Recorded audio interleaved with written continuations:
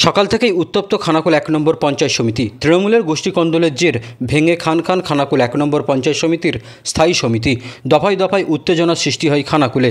মাথা ফাটল খানাকুল ১ নম্বর পঞ্চায়েত সমিতির সভাপতি শম্পা মাইতির।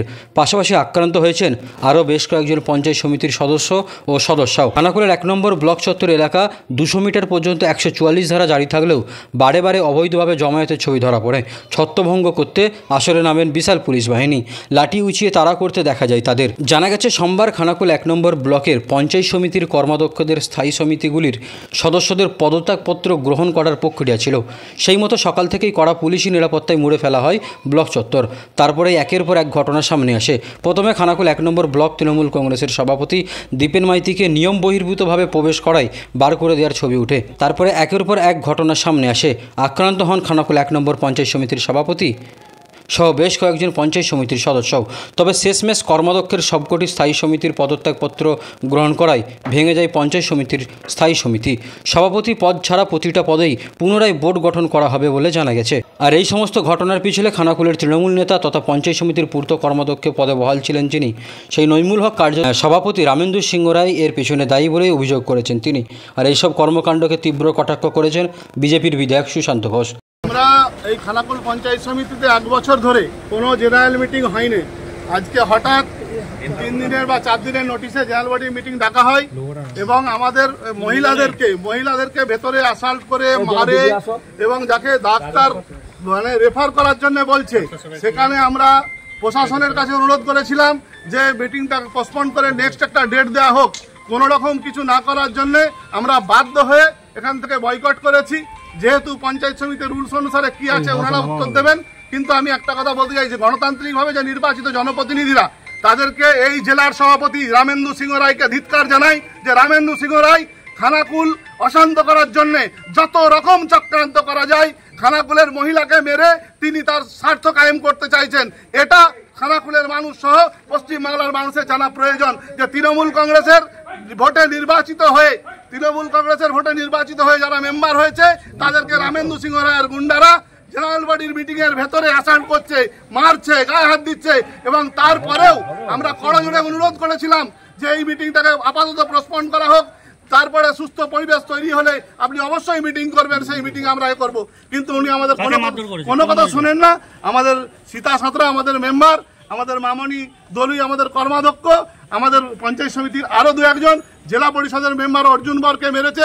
তাকে আমরা তৃণমূল কংগ্রেসের রামেন্দু সিংহ রায়ের গুন্ডারা ভেতরে মিটিং চলছে, সেখানে চেয়ার তুলে আমাদের মহিলাদেরকে অ্যাসেল্ট করছে। এর থেকে দুঃখ আর কি হতে পারে?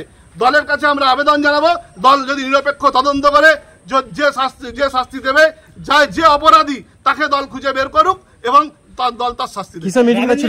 আপনার দলের সভাপতি তার প্রতি ধিক্কার জানায়। উনি অযোগ্য।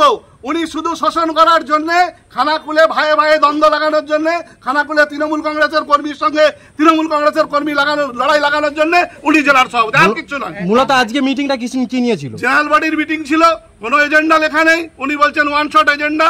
আমরা জানি যে খানাকুল থেকে 5 কোটি টাকার বেশি ফেরত চলে যাচ্ছে, কোনো কাজ করতে দিচ্ছে না, কোনো টেন্ডার প্রসেস করতে দিচ্ছে না।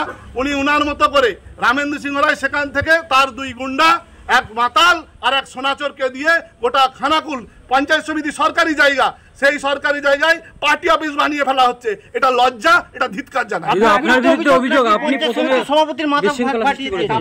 আমি ওখানে সিসিটিভি ক্যামেরা ছিল, পুলিশের কাছে আবেদন জানিয়েছি যে সিসিটিভি ফুটেজ সামনে আনা হোক, তাহলে কে করেছে না করেছে পরিষ্কার হয়ে যাবে। নিশ্চিতভাবে দেখতে পাচ্ছেন কারা করছে। রামেন্দু সিংহ রায়ের গুন্ডারা তারকেশ্বর থেকে এখানে আসছেন, তারা পুরসুরা থেকে এখানে আসছেন গন্ডগোল করার জন্য। তারা ছাড়া আবার কে করবে?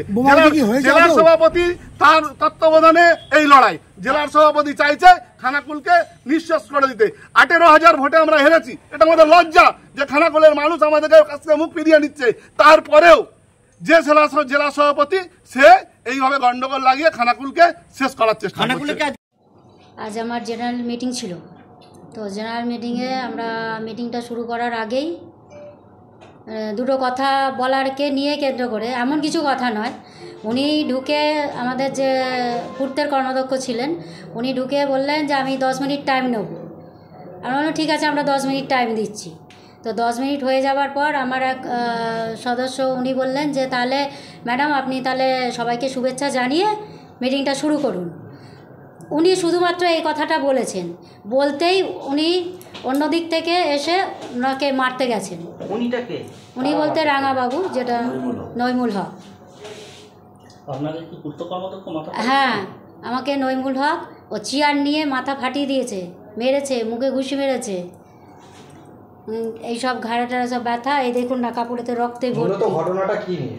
মূলত ঘটনাটা হচ্ছে যে আমাদের যে স্থায়ী সমিতি থেকে যারা পদত্যাগ করেছিল তাদের আজকে শুনানি ছিল, এই একটাই এজেন্ডা ছিল, আর কিছু থাকেনি। শেষ পর্যন্ত কি হলো?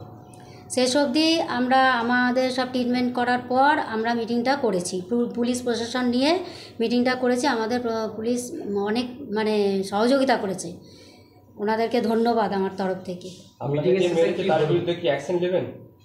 হ্যাঁ, আপনাকে যে মেরেছে তার বিরুদ্ধে কি অ্যাকশন নেবেন আপনি? হ্যাঁ, আমরা পুলিশের কাছে এফআইআর করেছি যাতে ওনার শাস্তি হয়। উনি একজন পুরুষ মানুষ হয়ে কখনো মহিলার গায়ে হাত দিতে পারেন না। আর যেহেতু আমি একটা পদে আছি, উনি আমাদের টিএমসিরই, উনি বিজেপির লিডার, সব বিজেপির সদস্যদেরকে নিয়ে ঢুকে এইরকমভাবে মারপিট করেছেন। ওনার অভিযোগ ওনার দলের ওনার কর্মীদেরকেও মারধর করা হয়েছে, মহিলাদেরকে মারধর করা হয়েছে। আমার ওনাদেরকে মেরেছে বলে আমি এটা কই দেখিনি, ওনাদের মারিনি। ওনারা বলছেন যে তাদের সদস্যদের মারধর করার জন্য না, ওনাদের গায়ে কেউ হাত তোলেনি, কেউ হাত তোলেনি, উল্টা আমাদের মহিলাদের গায়ে হাত তুলেছে, চড় থাপ্পড় মেরেছে। আলোচনা সভার শেষ পর্যন্ত কি সিদ্ধান্ত গ্রহণ হলো আপনার? যারা পদত্যাগ করেছিল তারা স্বেচ্ছায় পদত্যাগ করেছে। বিডিও সাহেব নিজে থেকে উনি জিজ্ঞেস করেছেন, সবাই হাত তুলেছে, হ্যাঁ আমরা স্বেচ্ছায় করেছি বলে, এটাই আমাদের। হ্যাঁ, পদত্যাগপত্র কি অ্যাকসেপ্ট হয়েছে? হ্যাঁ হয়েছে। কোন কোন কর্মদক্ষ স্থায়ী সমিতির মূলত? বিদ্যুৎ, স্বাস্থ্য, পূর্ত, নারী শিশু, আর একটা হচ্ছে কি ছিল, মৎস্য। পুনরায় তাহলে সমিতি গঠন হবে? হ্যাঁ, পুনরায় আমরা আবার সমিতি গঠন করব। বিজেপি সদস্যদের অভিযোগ যে এখানে 144 তারা দাঁড়িয়ে আছে এবং প্রশাসনিক ভবনে এই যে তৃণমূলে মারপিট হচ্ছে, এতে খানাকুলের উন্নয়ন থমকে যাচ্ছে, কি বলবেন? খানাকুলের উন্নয়ন বর্ষা তো আসছে, খানাকুলের উন্নয়ন থমকে আছে সেটা আমরাও জানি, শুধুমাত্র একটা ব্যক্তিকে নিয়ে এটা হচ্ছিল। তো ঠিক আছে, আমাদের এই যে এটা আজকে আমরা সামলে নিয়েছি, এরপর যখন এগুলো সমস্ত আমরা স্থায়ী সমিতি সাজিয়ে বসবো, তারপর থেকে আমরা ভালোভাবেই কাজ করব, উন্নয়নও হবে। আজকের যে সিদ্ধান্ত নেওয়া হলো এই মিটিংয়ে, শেষ পর্যন্ত যারা দিয়েছিল তারা কি ছিলেন? ওনারা প্রথমে ঢুকলেন, রাঙাবাবু ঢুকলেন, ঢুকে উনি বললেন যে আমাদের একজন এনজিও হসপিটালে আছে, তো আপনি অন্য দিন ডেট করুন। তা আমরা বললাম যে না, আমিও তো ইনজিওর্ড, তাহলে আমি যখন মিটিংয়ে আছি, আমার সদস্যরাও আছে, ওনারাও তো ইনজিওর্ড, তাহলে আজকে মিটিং আমি যখন করব বলেছি মিটিং করব, আপনারা বসুন, বসে মিটিং করি। উনি বললেন যে না, তাহলে আমরা বেরিয়ে যাচ্ছি বলে বেরিয়ে গেলেন। আবার খানিক পরে ভিডিওর সঙ্গে বচসা হচ্ছিল, হওয়ার পর ভিডিও বললেন আপনারা ঢুকুন, ঢুকে বসুন, কিন্তু ওনারা আসেননি, ওনারা শেষ পর্যন্ত থাকেননি। তাহলে ওটা সংখ্যাগরিষ্ঠতা আপনাদের সদস্য বেশি ছিল। মূলত যে অভিযোগ তুলে যেটা পদত্যাগ করেছে, তো দলের বিরুদ্ধেই তো যাওয়া হলো। কি বলবো তাহলে? না, এই যে তৃণমূলের গোষ্ঠীদ্বন্দ্ব, এখানে আপনারা হেরে আছেন বিধানসভা, মনে হচ্ছে যে বিধানসভা রিকভারি করতে পারবেন?